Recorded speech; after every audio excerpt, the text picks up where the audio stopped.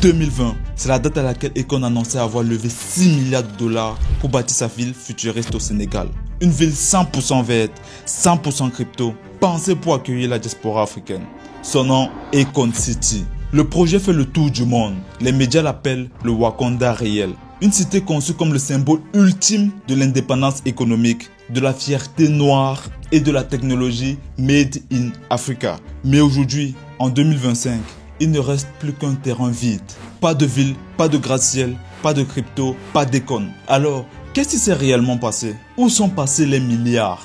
Pourquoi personne n'en parle? Aujourd'hui, je vais te montrer comment un rêve africain est devenu un mirage mondial. Une histoire qui commence avec 6 milliards et se termine dans le silence. Dans cette vidéo, on va remonter aux origines d'Akon City, explorer les signaux d'alerte qu'on n'a pas voulu voir et dévoiler les véritables enjeux derrière ce mirage à 6 milliards. Ce que tu t'apprêtes à découvrir va changer à jamais ta vision des grandes promesses faites à l'Afrique. Nous sommes en 2020. Le monde est en pleine crise d'une certaine épidémie que je ne vais pas citer ici. Les pays se replient, mais l'Afrique, elle, vibre différemment. Car à ce mois-là, Akon, l'artiste sénégalais américain mondialement connu, annonce fièrement la création d'Akon City, une ville futuriste inspirée de Black Panther, bâtie à environ 100 km de Dakar, au bord de l'océan Atlantique. Montant du projet, 6 milliards de dollars. L'annonce est faite lors d'une conférence de presse aux côtés du ministre sénégalais du Tourisme. Le projet est soutenu par le gouvernement de l'époque, avec la promesse de créer plus de 2000 emplois. Akon parle d'une ville écologique entièrement alimentée par l'énergie solaire, avec une zone industrielle, une zone résidentielle, des hôpitaux modernes, un parc technologique, un centre commercial, des gratte-ciel futuristes, des stations balnéaires et même une université. Akon City est un refuge pour les Noirs américains qui souffrent d'injustice raciale, dit Akon en plein mouvement mondial de Black Lives Matter. Mais ce n'est pas tout. Akon annonce aussi que toute la ville fonctionnera en monnaie unique, le Akon, sa propre crypto-monnaie. Une alternative au franc CFA, symbole de domination post-coloniale française. Le Akon sera utilisé pour payer des loyers, des services et même des factures. Le projet prévoit même une zone d'expérimentation économique où les transactions seraient 100% crypto. Le rêve est total. L'annonce fait l'effet d'une bombe. Le projet est repris par CNC, France 24, Al Jazeera, CNBC, Forbes.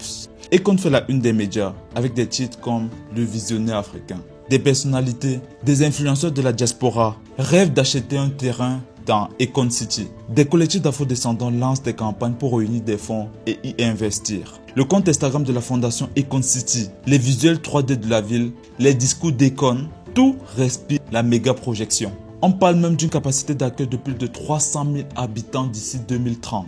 Un méga projet panafricain, une réinvention de la Silicon Valley, mais à l'africaine. Ce qui touche, ce n'est pas juste l'argent ou l'architecture, c'est le message. Akon City incarne un rêve de retour, un pont vers la mère patrie pour tous ceux qui se sentent éloignés, ni blancs, ni pleinement acceptés en Occident. Ce rêve, Akon l'a vendu avec une force émotionnelle rare. En quelques semaines, l'idée d'Akon City devient virale.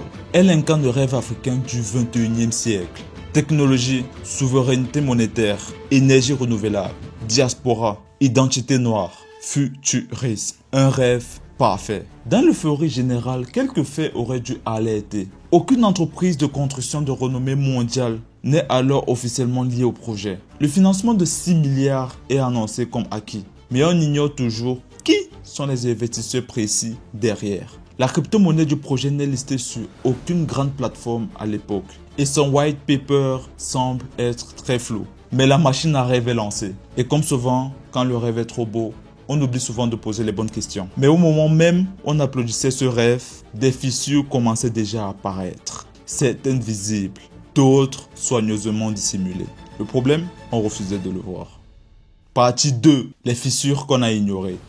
Très vite, les délais s'allongent, les financements deviennent flous. Pourtant, personne ne s'inquiète, on continue d'y croire. Jusqu'au jour où la vérité éclate. Nous sommes en septembre 2020, 3 mois après l'annonce officielle d'Akon City. Akon fait la tournée des médias. Ils affirment que le projet est entièrement financé à la hauteur de 6 milliards de dollars par le groupe KI International, une société d'ingénierie américaine. Ils citent même un contrat signé pour la phase 1 d'une valeur de 4 milliards de dollars. Mais très vite, les journalistes commencent à creuser. KI International, une société très discrète, peu connue, dont le site web semble être fraîchement monté. Aucune grande réalisation passée à son actif. Elle affirme avoir supervisé un hôpital au Kenya. Mais ce projet est lui-même aussi entouré de flou. En parallèle, le chantier ne démarre pas. Le terrain, plus de 800 hectares en Bodienne, un village situé à 120 km au sud de Dakar, reste vide. Aucun ouvrier. Le maire du village, Babaka Diagne, confie en 2021 à la BBC, je cite, « Nous avons vu les plans, mais ici nous n'avons rien vu bouger depuis ».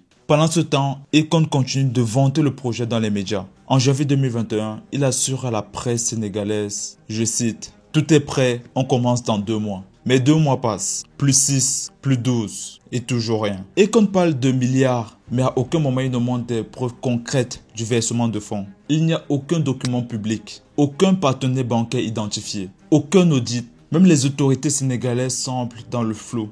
En février 2022, le ministre de l'Urbanisme au Sénégal publie un communiqué. Je cite, « Des discussions sont toujours en cours pour clarifier les modalités de mise en œuvre du projet. Quant à Ki International, elle devient évasive. Son site web disparaît temporairement. L'adresse officielle de la société, un bureau de coworking à Orlando, en Floride.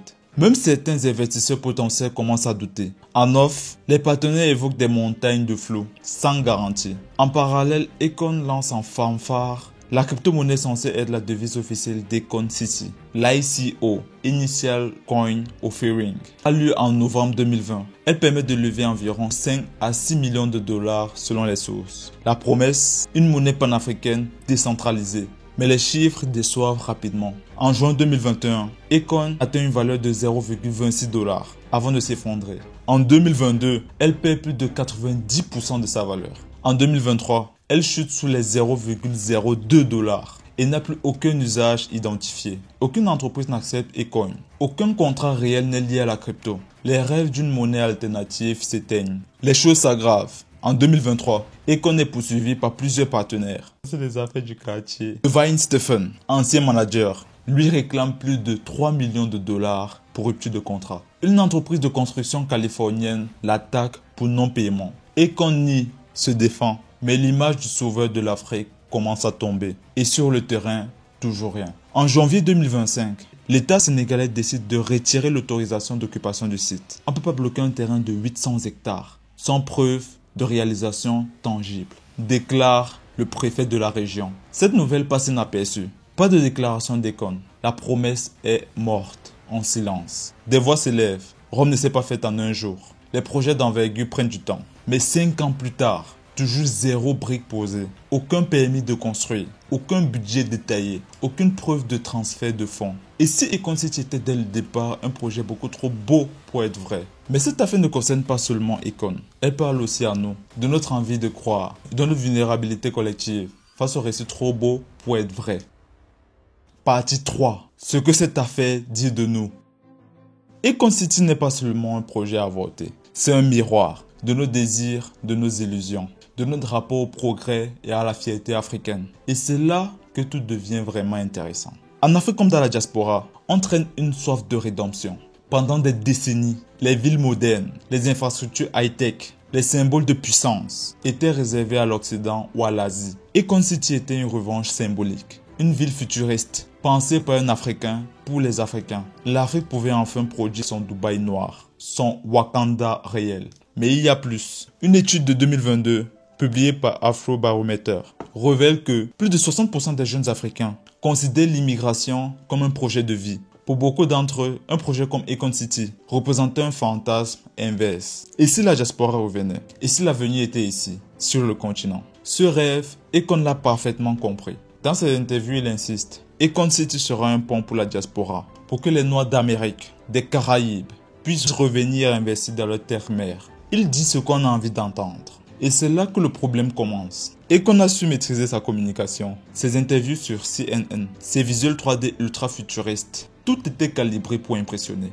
Des milliards d'internautes ont relayé le projet, sans jamais se poser des questions sur sa faisabilité. Un rapport de l'UNESCO sur la médiasphère africaine estime qu'en 2023, plus de 75% des jeunes Africains consomment leurs informations exclusives via les réseaux sociaux, sans vérification des sources. Résultat, le storytelling d'Akon est devenu une vérité. On a partagé, liké, commenté, investissant parfois émotionnellement, voire financièrement dans un mirage. Selon la Banque mondiale, les transferts d'argent envoyés par la diaspora africaine vers le continent ont atteint 53 milliards de dollars en 2022. C'est plus que l'aide publique au développement. Et qu'on a très tôt compris le pouvoir de ce capital. Il a affirmé que sa ville serait un hub d'investissement pour la diaspora. Mais voilà, il n'y a jamais eu de transparence sur les modalités de l'investissement. Et comme si ce n'est pas un cas isolé. Ces dernières années, plusieurs projets utopiques ont émergé. Le Kilimanjaro de Silicon Valley en Tanzanie, projet abandonné en 2021. Le New Lagos Island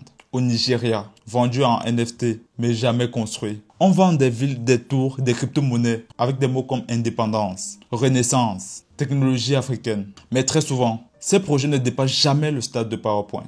C'est une industrie de promesses. Plus la promesse est grande, plus elle vend. Ce n'est pas un crime de rêver grand. Le problème, c'est quand le rêve devient un outil de captation. Et qu'en a-t-il consciemment arnaqué? Personne n'aura jamais vraiment la réponse à cette question. Et aujourd'hui, qu'est-ce qu'il en reste vraiment? Plus de 5 ans après l'annonce tonitruante d'Econ City, le projet tel qu'il était présenté est tout simplement mort-né. Le terrain de plusieurs centaines d'hectares, initialement promis, a été repris par l'État sénégalais. Face à l'absence de résultats concrets, le directeur de la SAPCO, l'organisme en charge de l'aménagement touristique du pays, a lui-même déclaré que le projet n'existe plus. Concrètement sur place, on retrouve aujourd'hui un simple centre d'accueil inachevé, un terrain de basket et un modeste centre jeunesse. Rien à voir avec les promesses de gratte-ciel futuristes. Le Wakanda réel est devenu une zone fantôme. Un terrain vide avec quelques dollars de béton. Vestige d'un rêve étouffé. Face à cette impasse, le gouvernement sénégalais a annoncé une nouvelle orientation du site. Un pôle touristique plus modeste entre 1 et 1,2 milliard de dollars, principalement financé par des investisseurs privés. Ce nouveau projet vise la création de 15 000 emplois, avec des hôtels,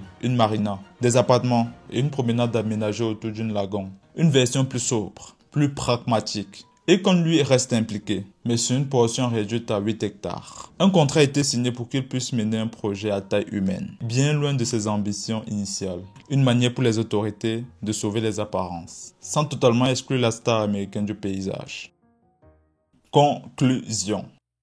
Ce n'est pas juste l'histoire d'un chanteur qui voulait bâtir une ville. Ce n'est pas juste une affaire de crypto, de financement opaque, de chantiers abandonnés. C'est l'histoire d'un rêve collectif, d'un peuple qui a soif de grandeur, de jeunes qui cherchent des symboles, de diaspora qui veulent investir, changer les choses, laisser une trace. Et un jour, un homme lève la main et dit « Moi je vais bâtir la ville de demain. Une ville 100% africaine, 100% moderne, 100% libre. » Et tout le monde y croit. Parce qu'on veut y croire, parce qu'on en a besoin. Mais voilà, parfois le rêve est trop grand pour les épaules qui les portent. Parfois il est beau, mais creux. Et quand la poussière retombe, il ne reste qu'un terrain vide, des silences étranges et une foule qui regarde ailleurs. Mais ce n'est pas une fin, c'est une alerte, un signal déchirant mais utile. Peut-être que la vraie grandeur ne fait pas de bruit, peut-être qu'elle grandit lentement, comme les racines sous la terre. Peut-être qu'au lieu des villes futuristes, ce qu'il nous faut, ce sont des projets simples mais solides, des choses qui tiennent, qui durent, qui changent des vies. Ce que Econ City laisse derrière lui, ce n'est pas un échec monumental. C'est une leçon, un rappel. Et si c'était le moment, non pas de rêver plus grand, mais de rêver plus juste. Sur ces belles paroles philosophiques, moi je te dis à plus. Mais n'oublie pas, il n'y a que l'action qui compte. N'oublie pas les 2 liens dans la description. Si tu veux qu'on t'aide à te développer efficacement sur YouTube, tu y trouveras aussi mon Instagram pour apprendre gratuitement de tout ce qui concerne l'univers de YouTube. Comment gagner tes premiers revenus. Moi je te laisse avec ma dernière vidéo. Donc je suis sûr que tu vas kiffer. Allez, vas-y, clique.